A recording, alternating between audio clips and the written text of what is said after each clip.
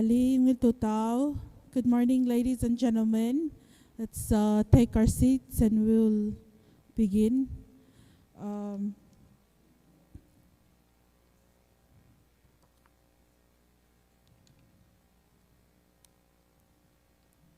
Welcome everyone to the 2022 Economic Symposium. Our theme this year is indicated above: progressing resiliency through sustainable pathways. We will begin our symposium with a word of prayer given to us by Pastor Marcelus Ngirayngas.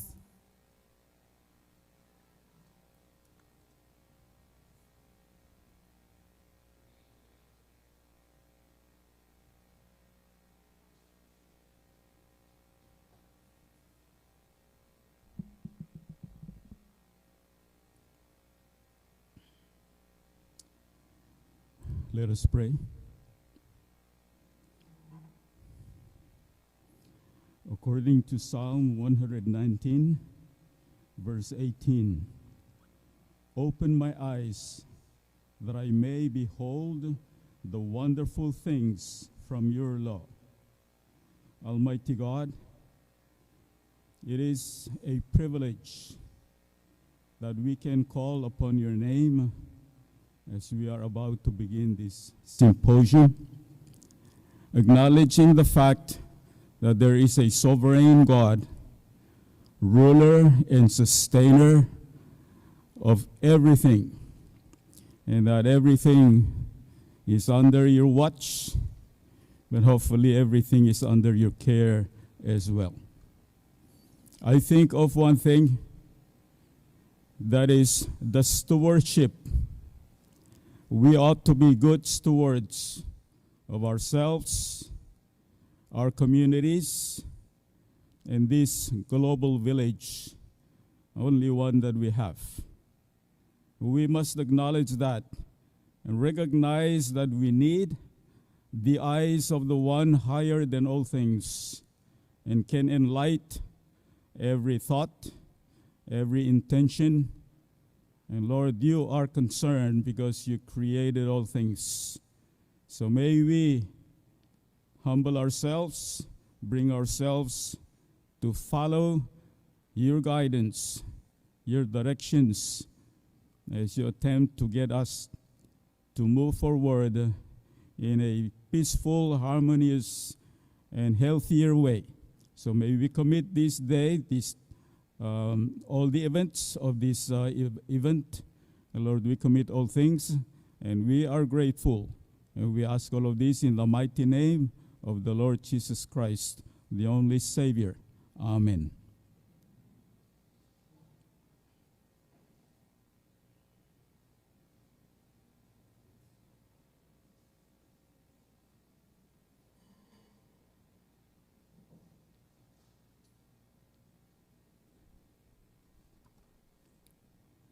Thank you, Pastor Ngirayngas.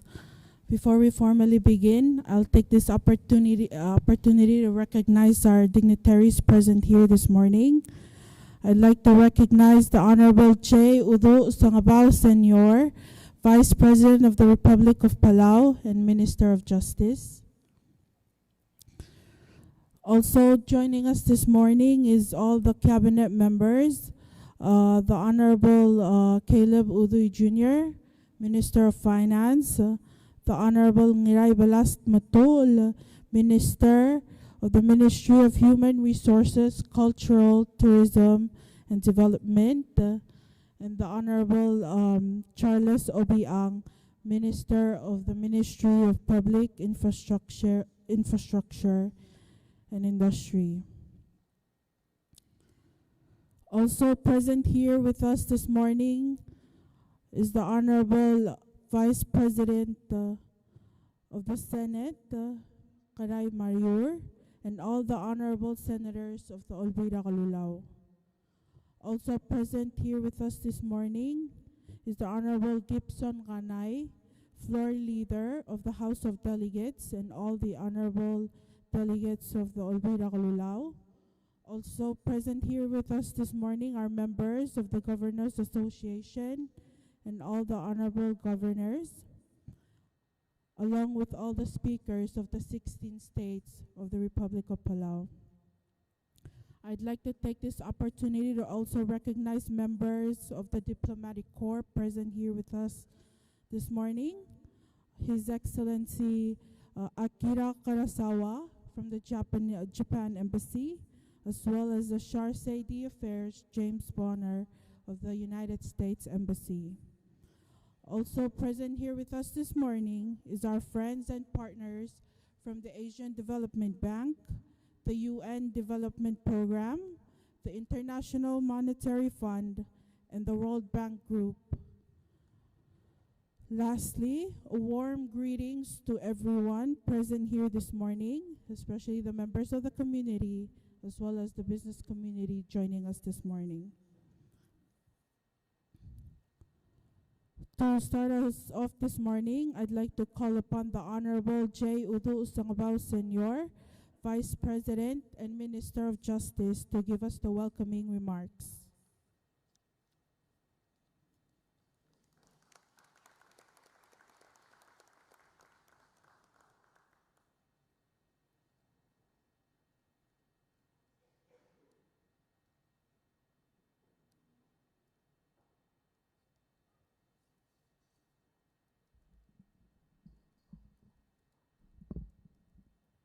Ali, Miltotao, His Excellency President Whips expresses his deep regret that he is not able to join us today. But he is in stable condition and wants to express his gratitude for all the prayers and thoughts from the people.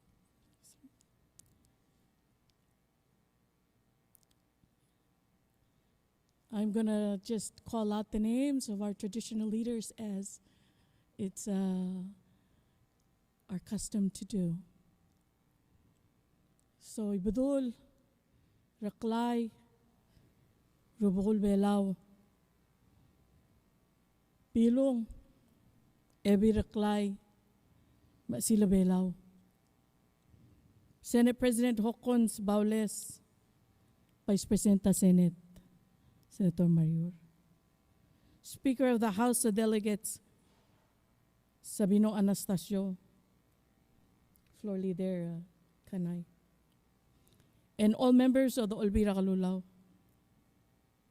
Minister Caleb Udoy Jr., and all ministers, state governors, state speakers, state legislatures, diplomatic corps, Marbekla Adarogoy. And good morning to our friends and partners from the Asian Development Bank, International Monetary Fund, United Nations Development Program, World Bank, Tax Reform Office, and Graduate School USA. I hope you'll find and have some time to experience our rock islands in the Southern Lagoon and experience that, as it is a UNESCO World Heritage Site. So I hope Minister Udo will give you some time to be able to enjoy that, as well as enjoy our pristine environment. I appreciate today's gathering of local and traditional leaders, top academia and industry leaders from Palau, and our international partners as we look to the future of this nation and its economy. This economic symposium is intended to provide a good picture of where we are and where we're moving, and to help us craft a modern and future-focused path for a sustainable and resilient economy. It is clear that we cannot go on with the status quo. Our economic performance was characterized in an ADB report as a boom and bust cycle that is dependent on tourism first, and to a lesser degree, construction of major infrastructure projects. In 2015, tourism peaked with nearly 169,000 visitors, but it fell to less than 90,000 by 2019. And what looked like the beginnings of a recovery crashed when COVID-19 struck around the world. We still feel it today as our Asian-based tourism markets struggle with reopening. This is an example of how vulnerable Palau is to external forces. It underscores the need to refresh, to diversify, and to modernize our system. When our economy is vulnerable, so are our people. Without reform, we are looking at more of the same. Out-migration of our young people. For years, many of our people have moved to other nations to build their dreams. When they leave, they take with them their abilities and skills. Continued out-migration also means fewer Palauans are here to perpetuate the culture and values of our people and passing those on to the next generation. A smaller population also threatens social security and taxes because, quite simply, there are fewer contributions, fewer contributors. Together, we need to dive deep and take a critical look at where we have come from and where we are today. We have to be honest with ourselves as we look at what we did or are doing right and what needs improvement. This way, we can form and shape an economy that meets the needs of the people of Palau in this changing world. We're also facing global insecurities, COVID recovery, geopolitical clashes, climate change, and the impacts this have on local and international economies. Given this context, we need a roadmap to help us guide through these changes and challenges. We have to mobilize revenues more effectively and accountably. We have to reinvest in health, education, and human security. Invest in global public goods, such as healthcare, climate water security, and economic development generally. We need international, systematic, multilateral support rather than ad hoc. This ad hoc practice has been the canvas in which the Republic of Palau has operated, and this mindset has to change. To that end, the national government is creating a Palau National Development Plan that will cover 2023 to 2026. This will build on and update all national plans, including Palau 2020 National Master Development Plan, the medium-term development strategy of 2009 to 2014, and the first voluntary national review on the Sustainable Development Goals that was prepared in 2019. The National Development Plan 2023 to 2026 will be guided by President Whip's vision of Agot ar other Palau and the needs and desires of our community. The Office of the President will have overall responsibility for executing this exercise, while the Ministry of Finance will implement the plan preparation on behalf of the Office of the President. A National Steering Committee consisting of representatives of the OEK, national and state governments, as well as non-government agencies, will oversee the preparation of the plan.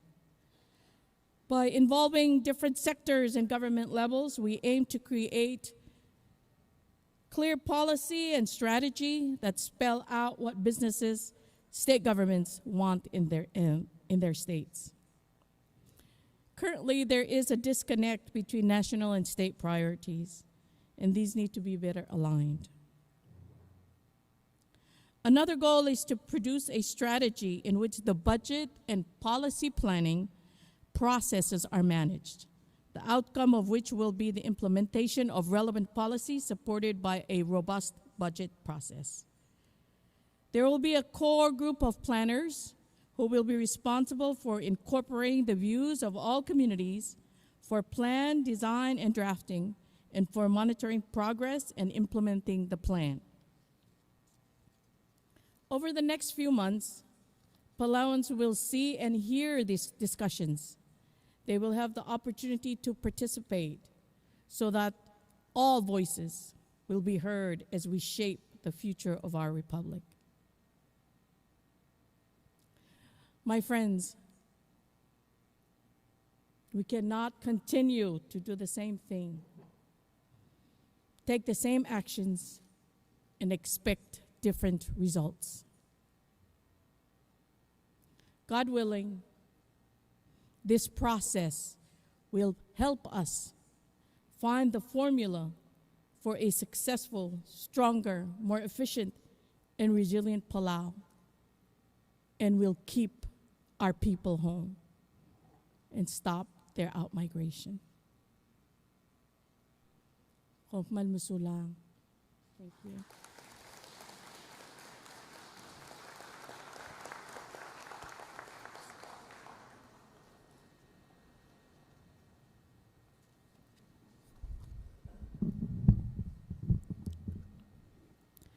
Thank you very much, Vice President Senor. I now call upon Mr. Kaipo Rayung, Vice President of the Palau Chamber of Commerce, to give us the opening remarks. Mr. Rayung.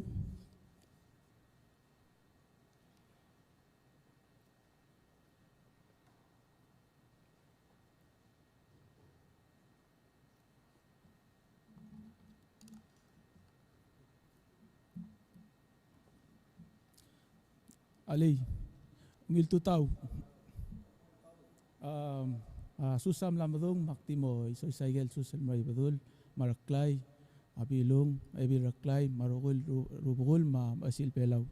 Diregal lodar sa sus diregal mal kol ngil total mora rogul ministers minister udoy ma rogul ministers rogul delegates ma diregal vice president tra senate Senator Mariur, marugul senators, marugul governors, I'm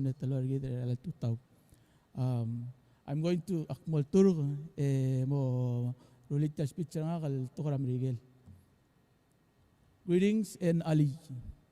On behalf of the Chamber of Commerce of Palau, I would like to welcome all the participants and distinguished guests attending this economic symposium. Especially, I would like to say our greetings to and welcome to our diplomatic members of the diplomatic corps, His Excellency Akira Karasawa, Ambassador to Japan, Her Excellency Rochelle Turner from the Embassy of Australia, Her Excellency Jessica C. Lee, Ambassador to Republic of China, Taiwan, and Honorable Charge d'Affaires James Boner from U.S. Embassy. Thank you for joining us. And our dear friends and partners, our foreign partners, the Asian Development Bank, the UN Development Bank, the International Monetary Fund, and the World Bank Group. Thank you all for attending this very historic event and a very timely and important event, I should say it that. On behalf of the Chamber of Commerce and the membership, I would like to invite everybody in joining me as we applaud the Ministry of Finance and Minister Uduy for hosting this very robust and informative symposium. Let's give them a round of applause.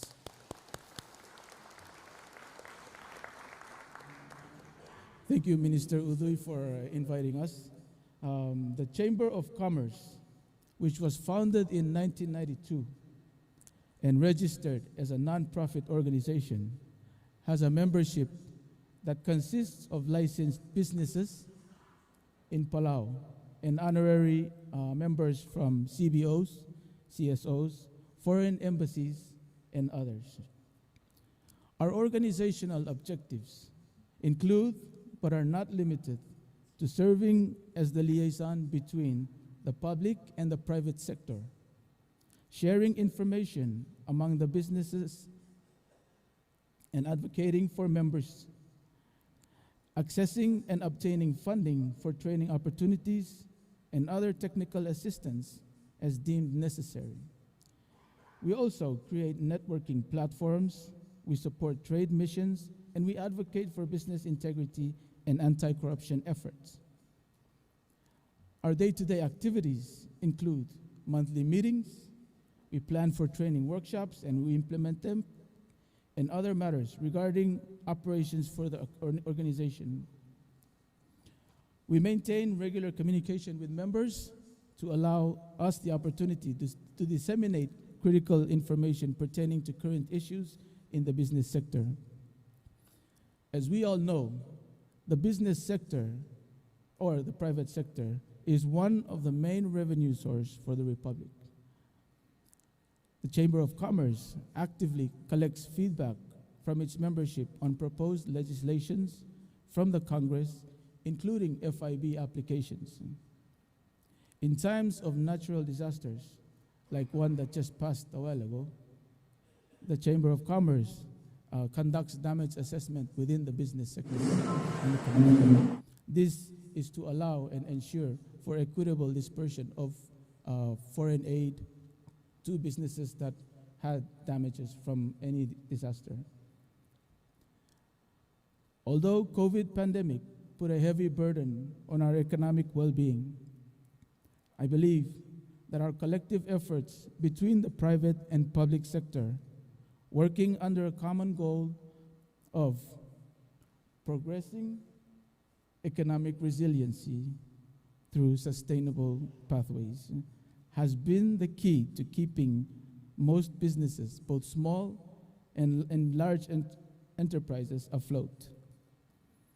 The Chamber is ever so grateful for the continued support from its membership, the honorary members, and board of directors. But most importantly, it is the partnership of the public and private sector working alongside the community to rebuild, strengthen, and solidify the economic and overall well-being of Palau. Thank you very much. Om Sulang.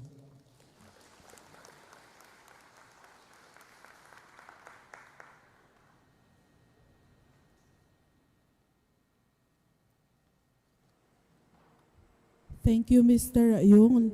At this time, I have the pleasure to call upon Deputy Director General Emma Veve of the Asian Development Bank Pacific Department to give us the special remarks this morning.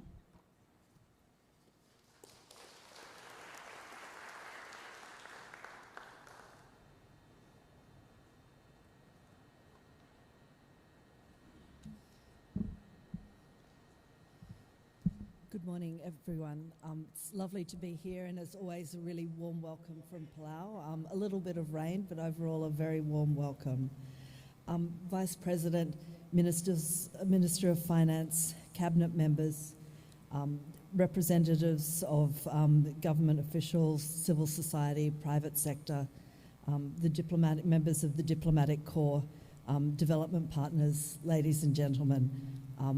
I thank you all for coming here today. I think the numbers here really reflect the importance placed by both people in Palau and the stakeholders in Palau's future to discuss the quite critical issues that the country is facing.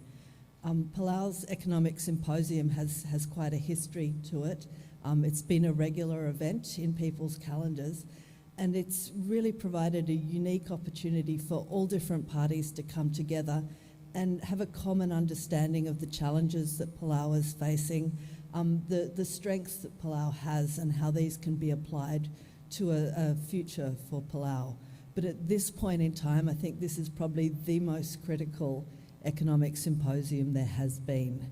There's no need to remind you all again of the challenges that Palau and everyone has faced over the last couple of years.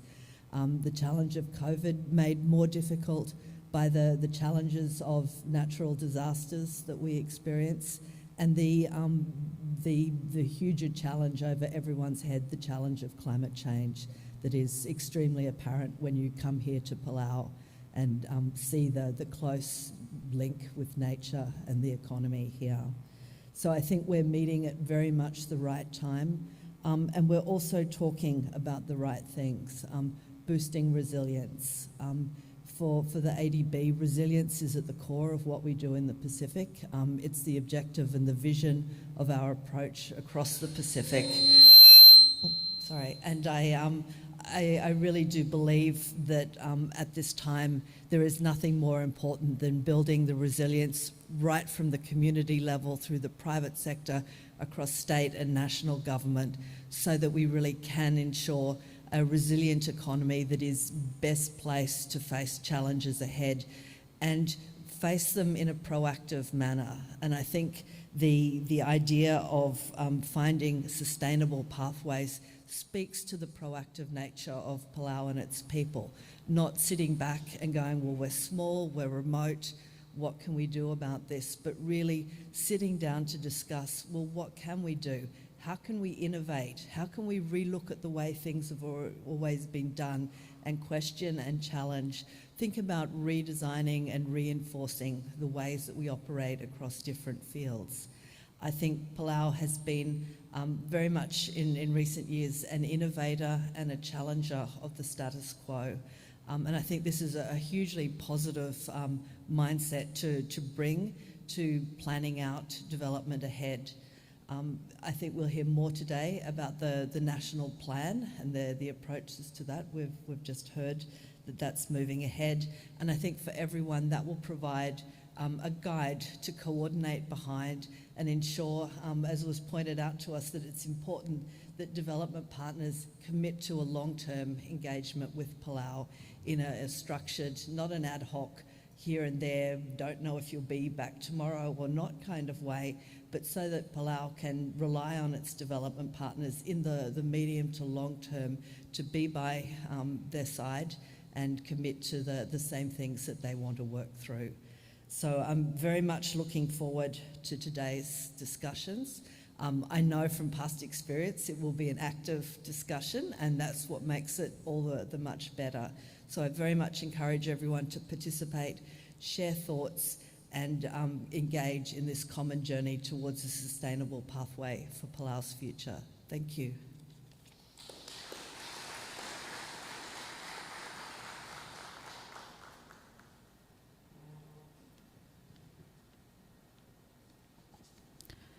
Thank you, Deputy Director Veve. At this time, given today's technological advancement, we are grateful to present the keynote address given by Mr. James Galbraith, Chairman of the Economic Advisory Group. So we ask for your full attention as we play the video.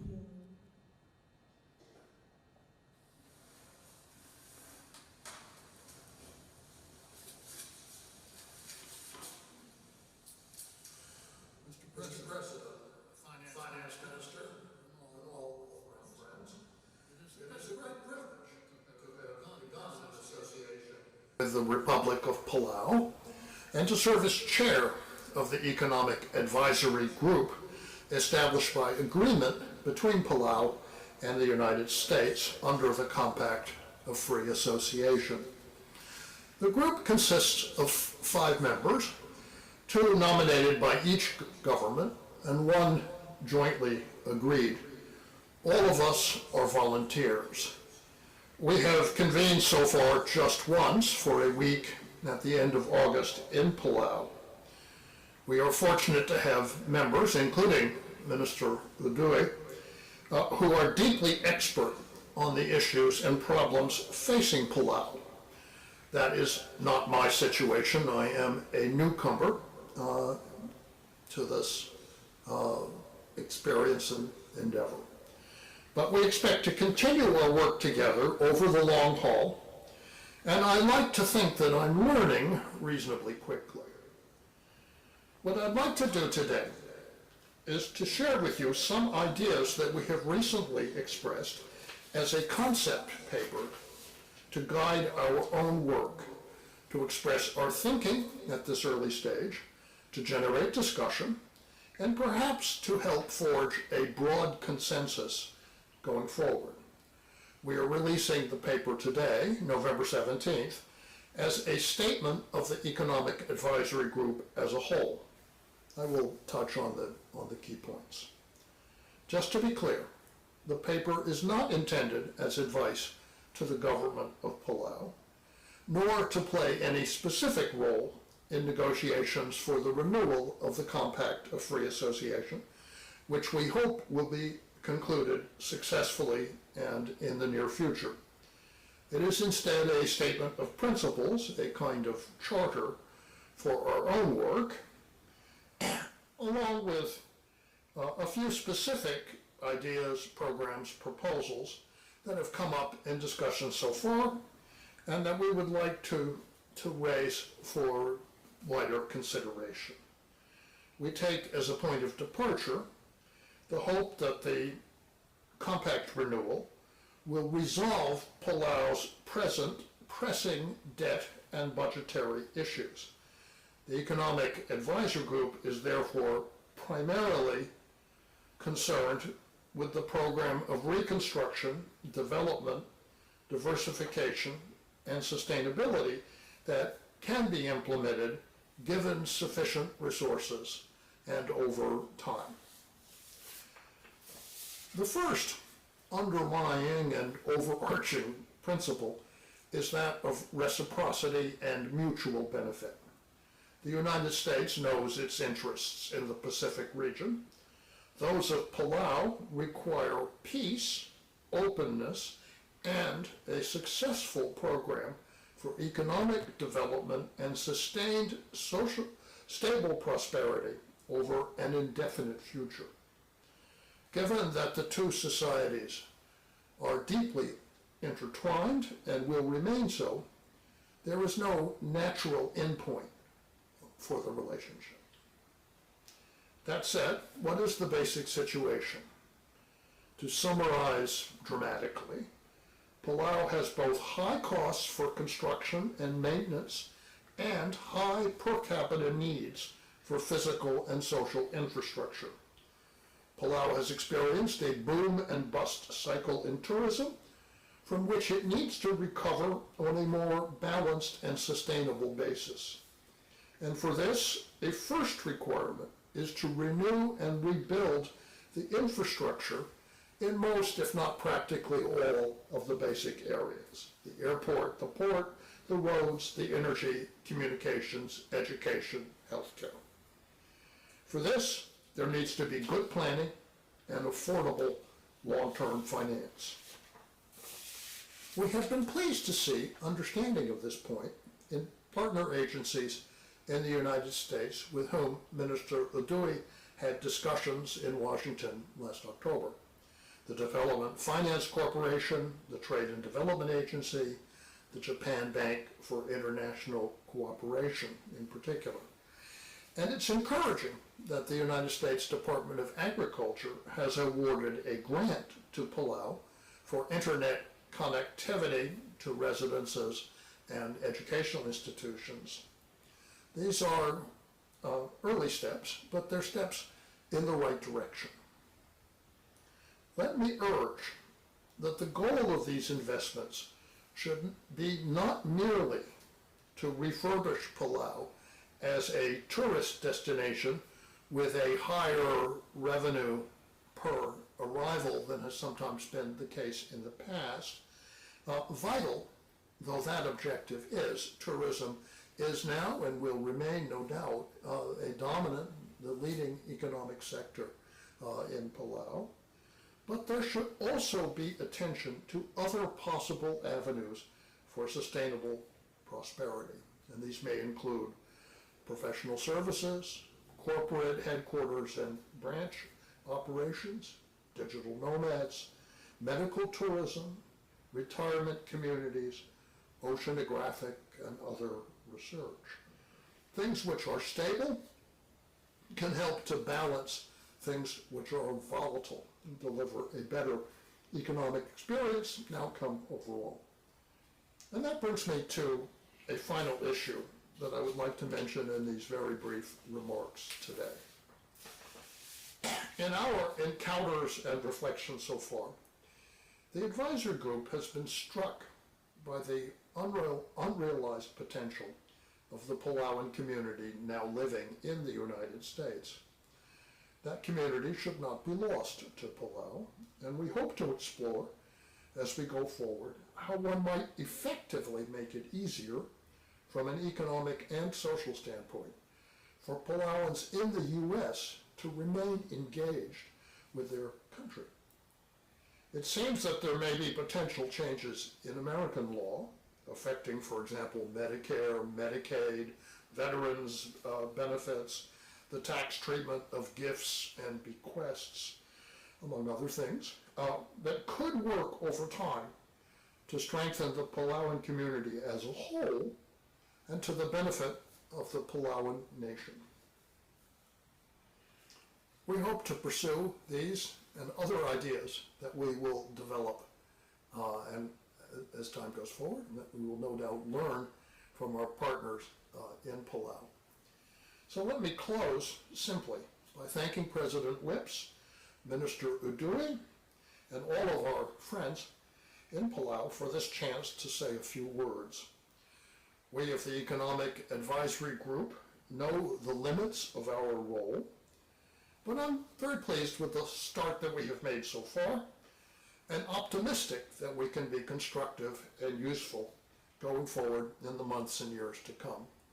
So let me wish you every success with the symposium that you're engaging in today, and all the best wishes for our mutual work and engagement from now on. Thanks very much.